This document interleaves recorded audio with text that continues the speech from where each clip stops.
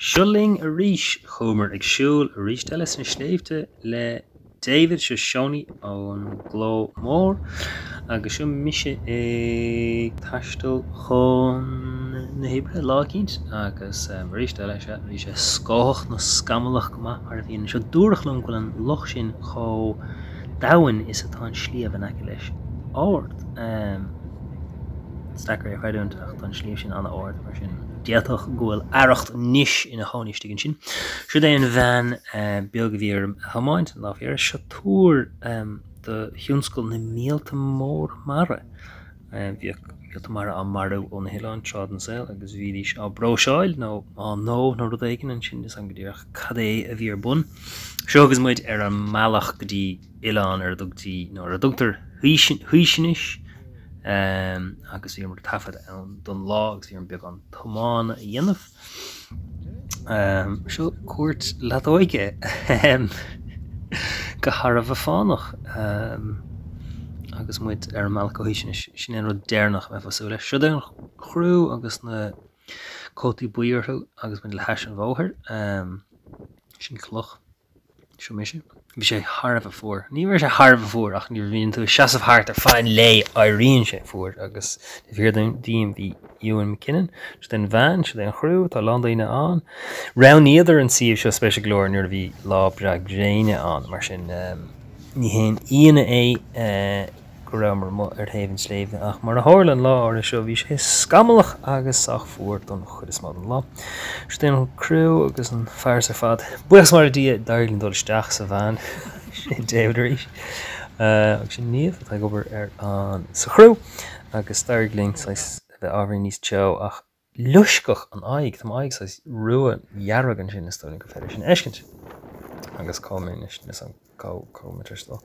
Ach le cúpla lá nuas chahas annach chuid ama ag taistal timppla seo cean an háit an raibh seo sreáín bírá. Seo tá caoil in acerling an seo caoil chóirsenacht álinn agus go mé ri agus ag ruthíocht annach seo an lá necha mé ag rihan agus tá mé an hásta go deo leis.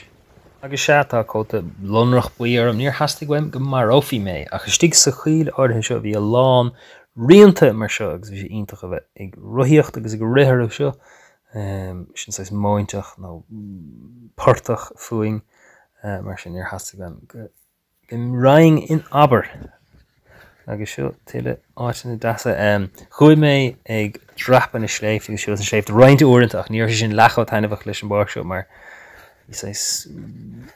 cosáin bheag a chláite mar seo ann agus bhí níos mó éanla seo broscar carré i garéil ag an randamach agan ri mé thart ar 6 km deag bhí sé an tainmhah mar bhí go leor amagam idir léhananta ar mé go bhrithe agus chuaigh mé ri ar fád an bhuiil.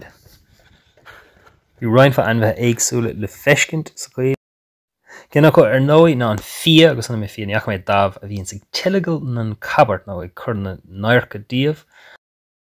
Agus bhí sé seo dochreite ar fád se chonig mé nethar nimhe is stoilm gur adra nó nethar sin gcuilhir leis an bhacail nethar ar nói ach níor bhfuil heid feige gom bhí sé marmh.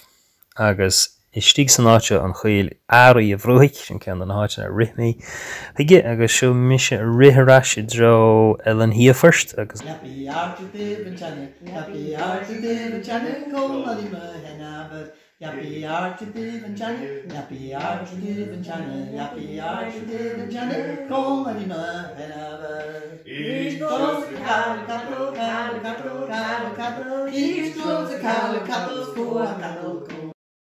Bhí sé tharbh gaoifar an tafad an seo mar sin seo mis ag file go callinch cé gur mé anna bhfuair mú dhearrig agus sos mé ag rihann sin níl rud beidir flas ar an micróin agus níor hasasta goim siomh a bhhamhrú liom. Bhí mé greit is raibh mé ar bís agus féach ar na gáán ar fad wahaíha mar a chana siad an an alba. Híhing go háling go seasta. Gus mar láir sin seo callinis dó nó trí ceanna gan eile deircannach leis. Fáil si go dún tharla faí, ferta na dún seaar le an gléoch an an alba agus sin é bhuchailí agus a chalíní. Agus seo léirú a líonanta de ionsaí ar an dún rud cáú le hála sa stair léimine rud ar fad seo pictúr den chaisleán iontach. Bruch nó thugad tíar seo sa bhéir le an dún i ngáilig ná ngaige agus bhí sé go híhann. Tá sé a rá bhela an agus tá ceangail dreachtathe agus stairí agus áit stóris bhí an tú agus bhí antá go deá leis an áte tá go leir crotal an bhaint úsá as an grotal le rud ag an dhéanamh nach íhan an táir ar a bhuiise seo tóca agus tá an gata sin Harbh ís mar sin bhí an crumma le dolisteach an sin dú lánach sin an bhegur fad nach chuil ach cuaiméisteach an nach chuirde ar bhathe libse níach taobháin ina seasa bhí gart fós ach tá sé bhí sé ábhíonn scanúil brenuir sin is ráil an hain beidir go raibh bhí mé sásta beidir go raibh méisteach agus go deimhan hain chuig méisteach mar sin dorchad is agus tuile Jesus bhain sé sin brehasan ach an sin tá puileán an dul síos siad idir na bailí an dábháil ar an taobh ach an sin tháinig mé seanmad is stig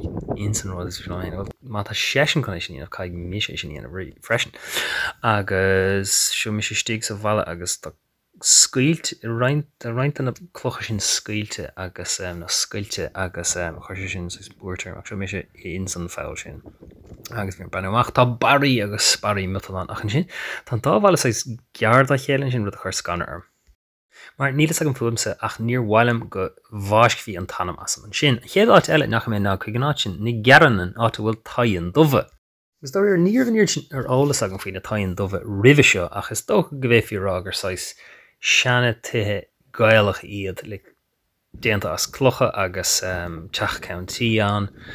Tá sé seo snáte gearan agus tá cuidhór tuthe an is féidir chuig glóircha álar cías tá cuidecha le amach mar bhuaséim agus tá bearst nó áitin inta bréidín ó an chlómór ann agus tá sé le amach mar a bhíoch na tuthe san níos gom cinúir beidir san seacadína mar sin agus tá glóir sean Stefán bhreafagur tú dul siar san am.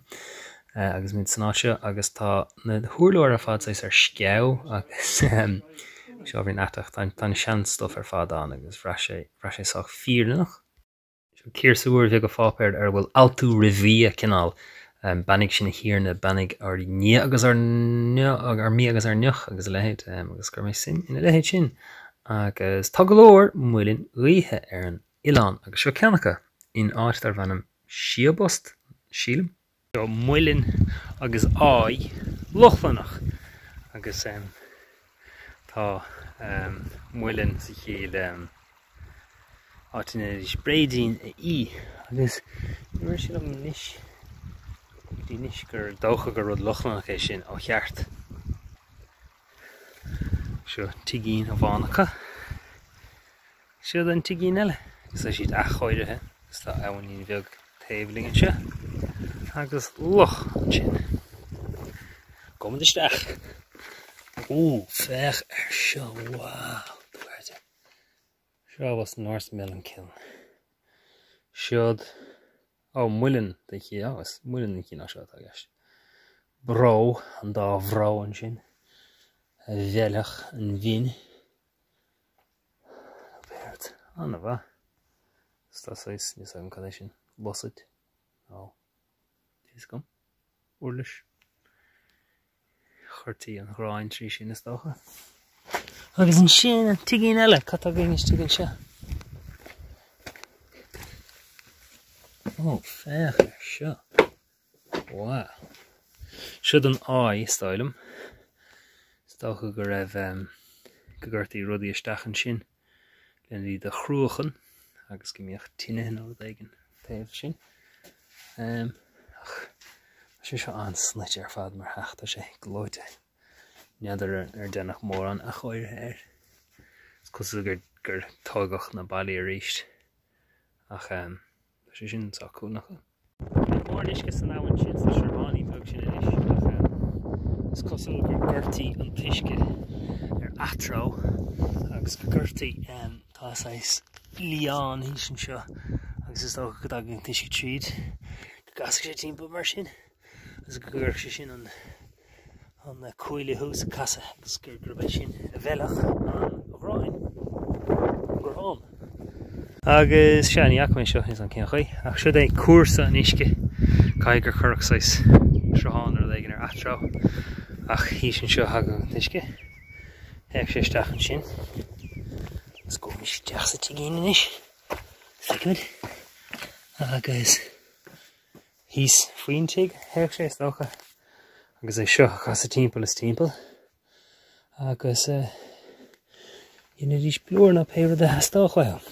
Tá sé sin haribh spéisiúil inis. Agus in sam cad a chuir lochan sin. Hitteach an bhín. An plúr na péir agus é réite. Is cosúil gur chuir ar isce ar athrá bhaid seo. Agus in ach sé hís an sin. Péidir? Ní mé cínte. Ach sin é an tuairú tagam. Seo rud a tháinig mé sa leantar sais anad cultúr agus ceol. Agus pictalinn atá acu is stearna bheith féin. Agus bhí ceol charmach agus rudí agsúil ar bunacha agus an taispáint is ardthaise. Agus an písa alín íhann seo nach mé an pictar ionintach a Loisceadh bhfuil mé antócail le deo leis.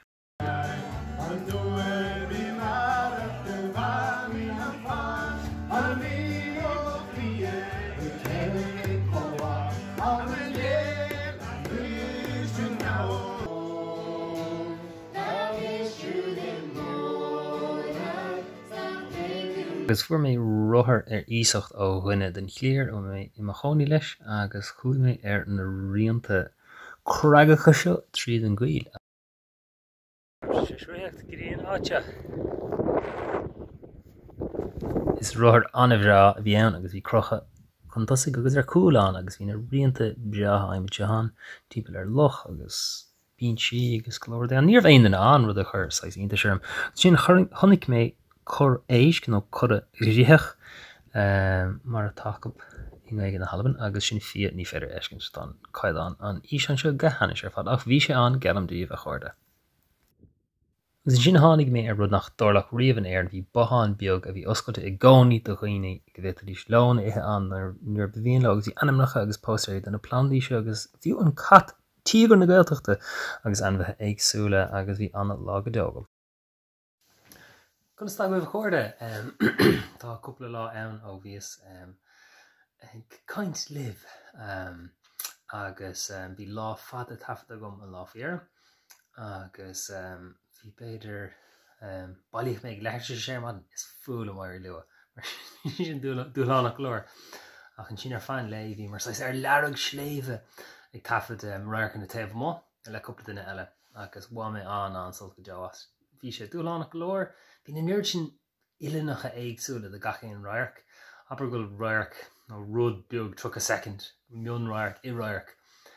Go minic caithfar ceithre ilan éagsúla áil le héad nó cuaig cín beidir, agus de gach ceann na ilinacha sin is gá cúpla take íanamh. Ach níor bhíor sin líonsa gom rud a cheireann sa gcónaí ag bhí ar tamáintí anamh rud íon is cuasaí níos dacra. Ach bhá mé sultas an chud is mó agus sinm go raibh meas ar malam ach bhí mar sais ar learg sléimhe ar cheann tíre bhí gubamach san airge agus is dálim nuair ran idir an siomh go raibh sé anna eiliúnach agus go bhreaach bra áling an ach an lá ra marna an bhí sé scamalach scóthach agus gcuomhar golóir so bhí mar fuair agus anna uair fan ag sais luiscoch ar grachan ag an nglaí Gur mocha fada sin mar bhí mar mocha beidir 8 go maidin go dtíine ar ins an áid díreach sin go dtíine sé mar sin.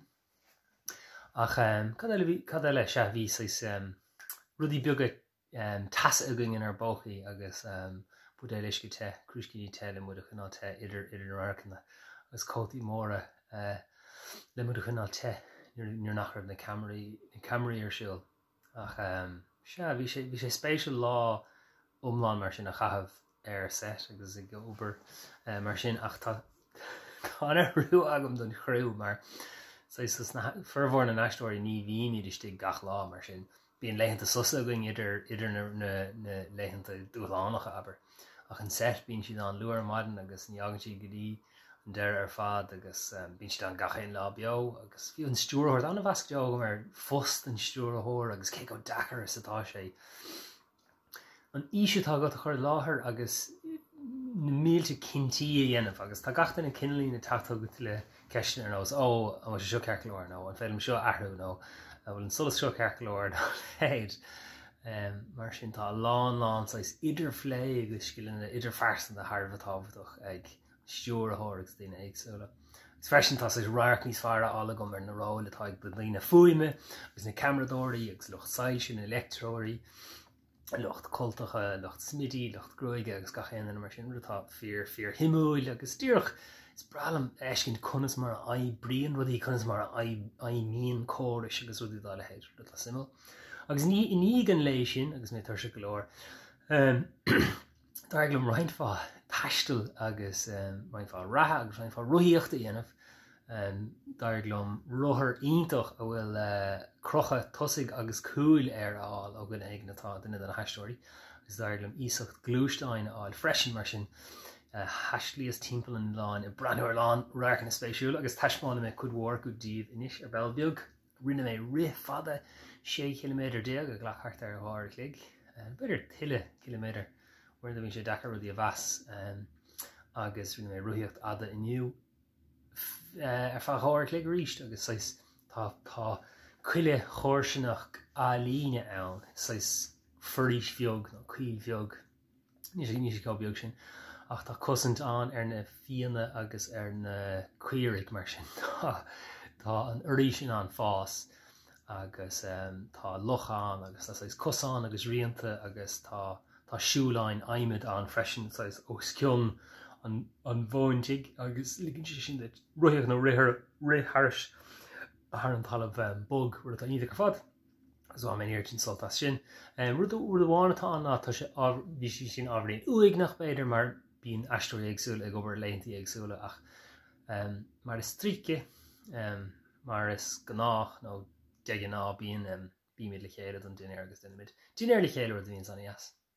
Mar trééis chudhór ganach I léamh túfás a leabhart tuis éisclisin le go leor organic agus mé rith nó ruíocht lom hain agus beidir gan áilm coppla lá eile taistil nó turasóirt agus is léonnta turasóirt iad ar bhealach cheappas go bheith gnáireach lom rain scríóireachta dhéana bhern turas seo ach dar ar ní míanam a bheith. Ní míana bheith crum ar an obair go díon mar agla arm nach meid dóin foioine bh gom chun tuairt faoi na línte elam mar tá coppla lá a bheith anna thuúlánach ar fad agus is mínam a bheith ar mo hábhín tilt idir na léhananta sin agus gan a bheith ag chur leis an marú intlacht dúlarm ná lehéid. Ach den na fí an seo cé gurn sin leis an marú sin agus dasan an tafid ná an conta seo a chuineálastáilm. Agus cadar le taigis, is tam gurbéis sin an éiad an láthair ach mascaigh mé roiint den rudí chatar déanta gom le roiint le henanta nús. Tríd an bhí sin agus beag sin le feicáil inis. Slán am chuirde.